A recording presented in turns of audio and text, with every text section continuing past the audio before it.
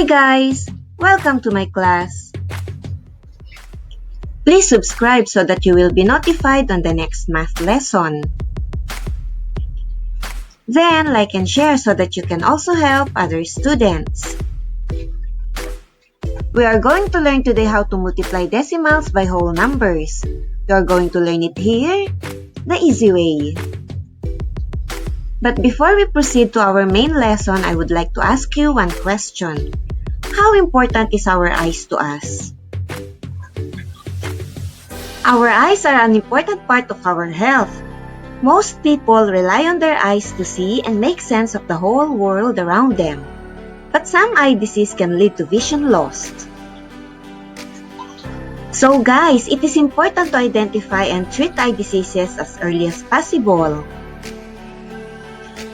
We should get our eyes checked as often as our healthcare provider recommends it, or if we have any new vision problems. And just as it is important to keep our body healthy, we also need to keep our eyes healthy. Let us continue our discussion regarding how to keep our eyes healthy later. Let us move first to the main objective of our lesson. We are going to learn today how to multiply decimals and annex zeros in the product. Let us work on this example so that you will be guided. Find 2 times 0.96. Let us write the numbers vertically so that we're going to work on the multiplication easily. But I want you to be mindful, guys. I want you to write the decimal numbers on top and the whole numbers below. Okay? Let us start multiplying. Guys, please take note, always start working on the rightmost part of numbers. Okay? Accordingly, 2 times 6 will give us 12. Write down the 2 and carry over the 1 on top of 9. So, we finished the 6. Let us move to the 9. 2 times 9 will give us 18. Plus 1 with the carried over number, it will give us 19. Accordingly, we're going to write down the 9 and carry over the 1 on top of 0. Correspondingly, we can move down the decimal point after working on the two numbers. Then, we're going to multiply 2 times 0, which will give us 0. Plus 1 on the carried over number, it will give us 1. Therefore, 2 times 0.96 will give us 1.92. If we are going to estimate, 0.96 is approximately equal to 1. Therefore, 2 times 1 will give us 2. 1.92 is approximately equal to 2.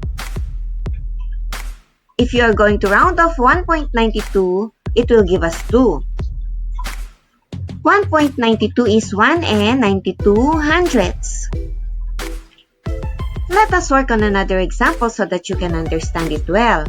Find 3 times 14.2. Let us write the numbers vertically. But as I told you, write the decimal numbers on top and the whole numbers below, okay? Working on 3 times 2 will give us 6.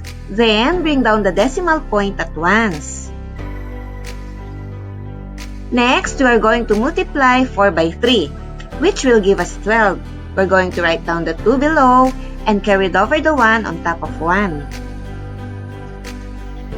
Afterwards, we can multiply 3 by 1, which will give us 3.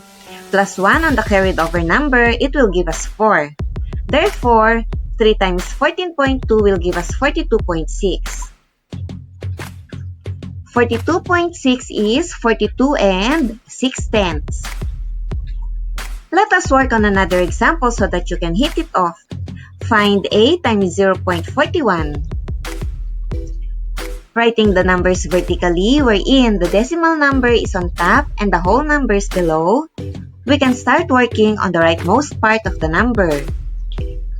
Subsequently, 8 times 1 will give us 8.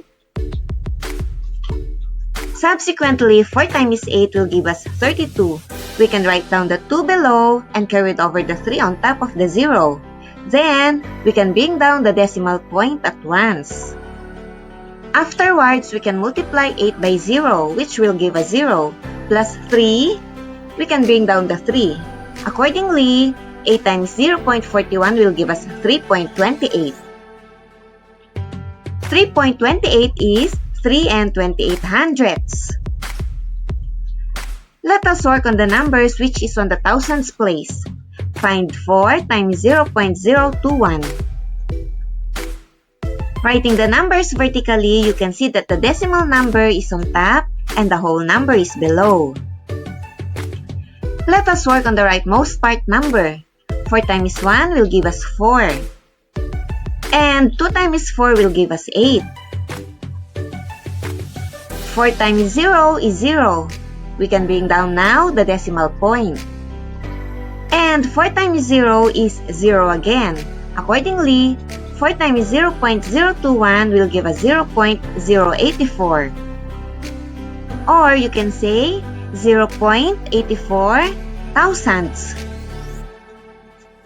To wrap it up, whenever you are multiplying whole numbers with decimal numbers, write it vertically.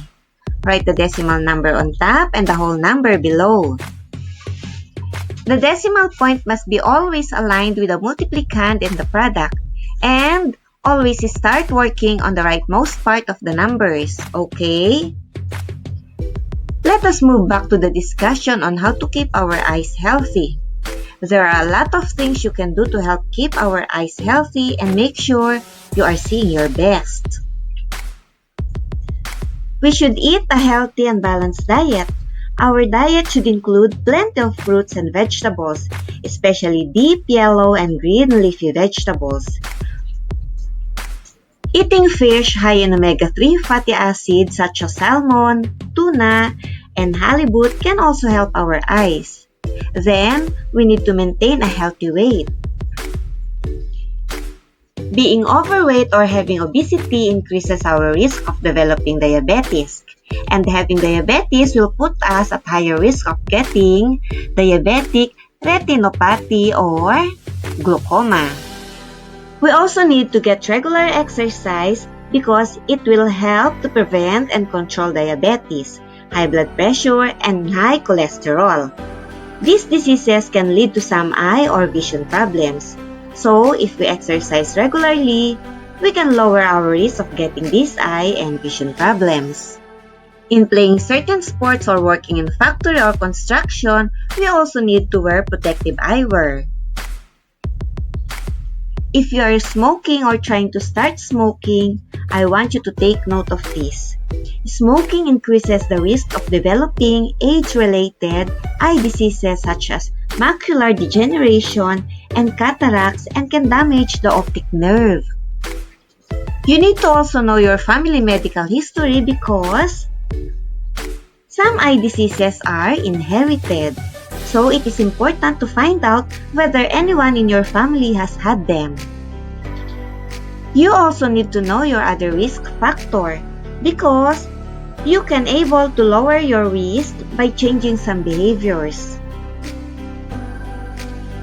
If you are wearing contacts, take steps to prevent eye infection. You need to wash your hands well before you put in or take out your contact lenses. Also follow the instructions on how to properly clean them and replace them when needed. Finally, we need to give our eyes a rest. If we spend a lot of time using computer, we can forget to blink. And our eyes will get tired. So, to reduce eye strain, we need to try the 20-20-20 rule. Every 20 minutes, look away about 20 feet in front of us for 20 seconds. As what I am always telling you guys, I will never stop reminding you what Sheikh Zayed wrote for us. Education is like a lantern which lights your way in a dark alley. In case you have confusion on some part of the lesson, I want you to go back, revise it again, watch it carefully, slowly, and I know you can get it.